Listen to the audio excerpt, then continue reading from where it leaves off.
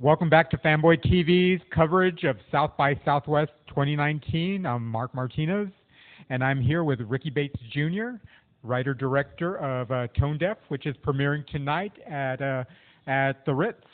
Correct, I think. Tonight. I don't know where. Okay. Can find it online. But I endorse it. I recommend seeing it. We tried very hard. Can you give our viewers a little bit of a hint of what they have in store for them tonight? Yeah, so it's a horror comedy. It's very satirical. It's about a baby boomer who sort of rents his house out to a millennial in this effort to live out his dream before he's kind of thrown into an old folks' home of knowing what it feels like to kill someone, and he wants to sort of take it out on this girl that represents everything he hates about the, I guess, way the world is changing. This film is a really great blending of satire and horror. Can you talk a little bit about constructing the story and making the film? What was the process like writing this? Well, because it's sort of very kind of socially, or we're attempting to be socially relevant, I didn't want it to be like kind of like watching the news, kind of boring. So it takes place in this heightened reality. So hopefully there's a sense of midnight movie escapism because it exists as a piece of entertainment above all else, you know. And then there's this sort of other layer to it where we're kind of, I guess, pointing out sort of the hypocrisies on all sides of the coin. We focus sort of like primarily though on the like generational gaps. So.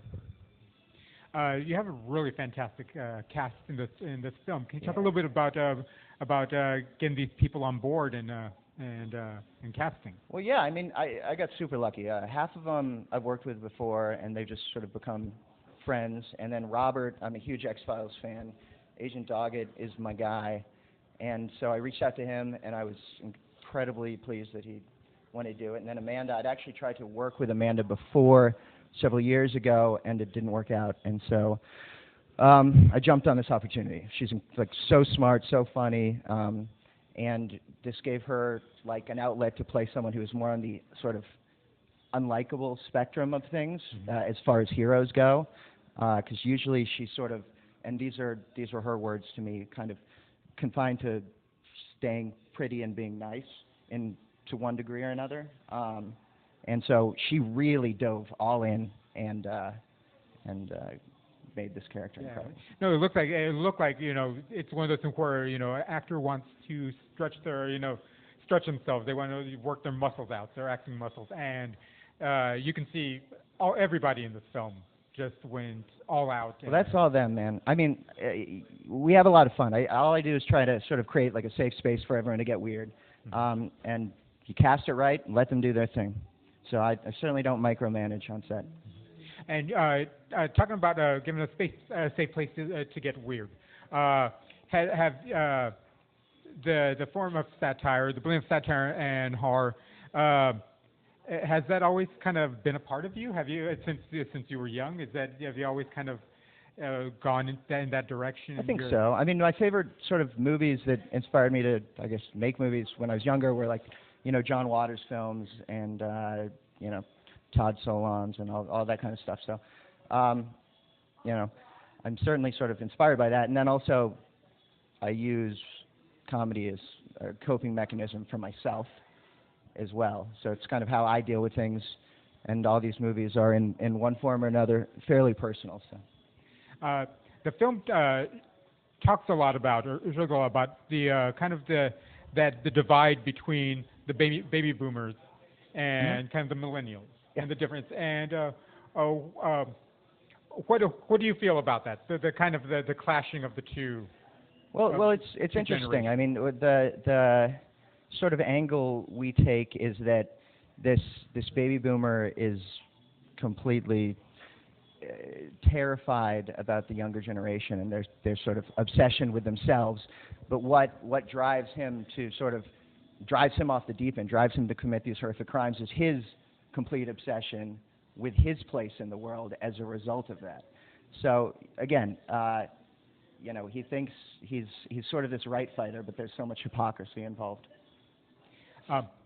In making a film, there are so many times where there's so many challenges, and just the process of it. Is there a moment in the film, in the production of the film, that you look back and said, you know, that this was a hurdle I got over, and I'm just so, you know. Every fucking day, man, on a indie movie. I mean, this movie in particular, I actually lost it one time, and we had to sort of go back to the drawing board and look for financing from scratch, which doesn't, you know, typically happen. My first movie took forever, and then the other two sort of came together. But yeah, I completely lost this movie, and we rebuilt it back up from scratch. So I would say that's the biggest hurdle. You just kind of can't give up ever, you know. You got to be obsessed. So there's a horror is a huge aspect of this film. Yeah. For Fbtv, I'm the horror guy. I usually I cover horror, and one thing I like to ask a lot of my interviewees is if in the horror genre, in horror films, what have you, what character from anything do you most relate to? From horror films, I mean, certainly my favorite horror movie ever is Freaks, and I sort of, in one way or another, feel like I relate to most of the quote-unquote freaks in that movie.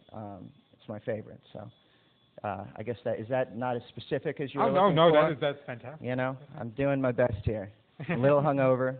I'm feeling about 50% right now. It's South by. But, you know, I love this place. Well, thank you so much for spending some time with us.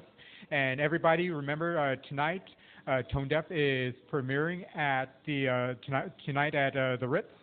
And so go check it out. Thank you all so much. Thank you.